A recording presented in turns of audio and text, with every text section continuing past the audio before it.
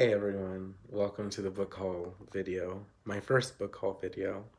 I wanted to talk about these books because these are my most recent selections that I'll be reading, and some of them at the time that I've recorded this I've already read because I'm catching up.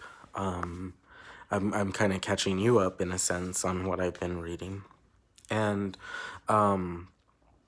yeah, so I want to talk about those books, and so I have my book haul split up into two categories. I have my contemporary books, like my mom, things that are coming out right now, and then I have my classics selection. So like I have a classics book haul too.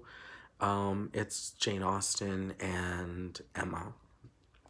And I wanted to, oh, and I'm going to add something else to that list also. I'm going to add Call of the Wild by Jack London. That's another one. I don't have it here, but to hold up, but I do have it, and I'll include that in my videos, my upcoming videos. Call of the Wild was something I read recently just because the movie was coming out. And so I wanted to read it. And so anyway, my book hauls, yeah, I want to talk about how it's important. I feel like it's important to consider where you get your how you seek out books, how you buy them, how you first hear about them, because that reveals a lot about, I think, it can reveal a lot about, like, if you're allowing the market to dictate your exposure to literary voices. I learned that when I was reading American Dirt, not through American Dirt, which is actually kind of a bad book. It's not a good book in my estimation, not because of the controversy surrounding it, but in and of itself is a pretty clunky, awkwardly written in some parts book. I can definitely see the merits of it, and I'll get into this more with the American Dirt thing, but ultimately I wanted to talk about how we decide what we're going to read, and a lot of that has to do with marketing and the big publishing, the world of the big publishers, the big five. They dictate a lot about what we're exposed to in terms of voices, and that's unfortunate because there are some voices that are being excluded. In regards to the American Dirt controversy, it's the Latino voice that is missing. The amount of writers within that field are very small compared to the writers that are white, and not just the writers, but the actual employees of these big corporations. There's a disparity there. There's a lack of representation. There's a lack of inclusion on the part of white people and these forces that be into the conversation. And so these voices have to be discovered in other ways. So I think no matter where you source your news from about books, if you're the kind of person that pays attention to that sort of thing, or even if you're the sort of person that just sort of sees what's inside Barnes and Nobles and kind of, those stores are laid out specifically in a way to kind of put certain things in front of you, and it's always important to question why this and why not that. It's always important to stay alert to those types of issues because you don't want to shortchange yourself or not become exposed to other voices in the world that might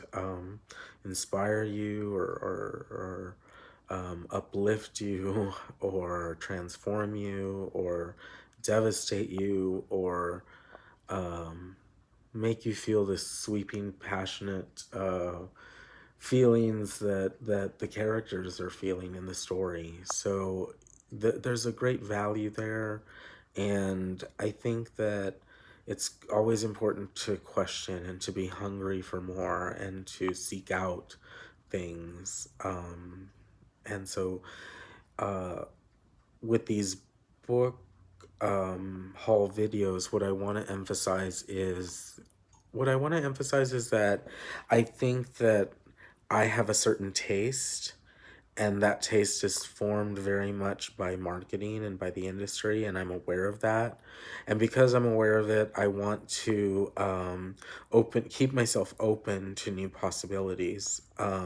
So in the comments of these videos, if anyone again is watching these videos, feel free to make recommendations, or if you feel like some selection of mine deserves a counter punch, so to speak, from a different perspective, and you know of a really good book that champions that perspective, and you think I should read it, comment and tell me. Or if you think that maybe I read a piece of fiction that has an ethical dilemma to the way it's published, or the way the author went about writing it, or anything like that, of that nature, please let me know in the comments, because then I would seek out we don't read in a vacuum. We don't read in complete solitude, because our reading choices are part of a larger tapestry of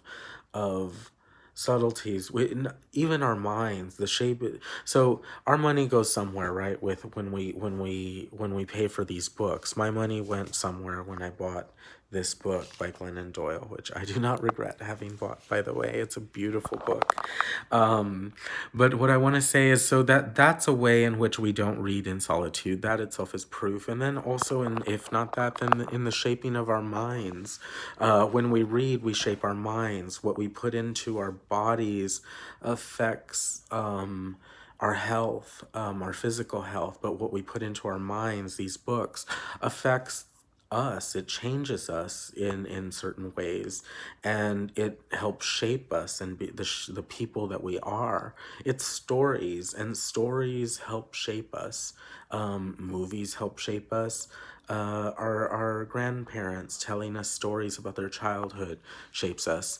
And so stories in general shape us, and it's no different than the books we read.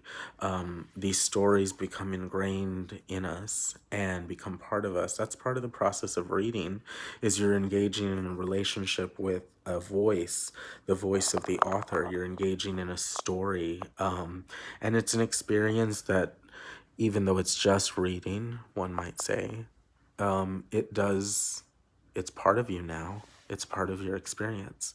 And however small or significant that inclusion changes you,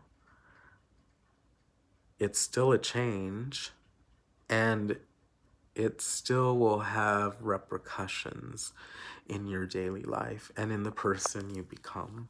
So it's really deep, I think. That's the way I like to think about reading anyway. I like to think about reading as a taking in of a wisdom or lack thereof, of a challenge, of a point of view, of an emotion. And it's a consideration of the voice and of the experience within the pages, and then an integrating of that into your life. So it's a very intimate experience that you have when you read a book, if you think about it. And I'm probably getting too carried away with that, but I think, as my first video on a book haul, I just want to clarify those things and the way I see how we choose our books. I want to be a conscious, is that the right word? A conscientious reader, if that makes sense. Socially, with other people. That's why we read. We read so that it can, so we can grow. And we do grow when we read.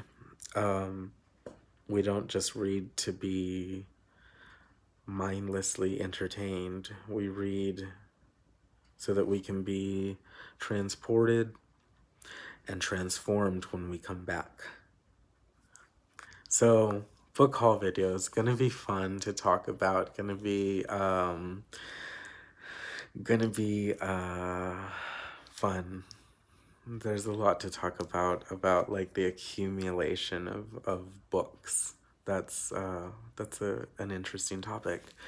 And so, yeah, I'll just leave it at that. And for my first book haul video, I hope you liked it. I hope I didn't ramble too crazily. And I'm sorry again for the camera and not having a camera. So, or excuse me, a tripod. I was saying camera, but a tripod. I'm sorry for not having a tripod and for my crazy movements. But hopefully you can just listen if you're even interested, if anyone even watches this, which I doubt. Okay, bye.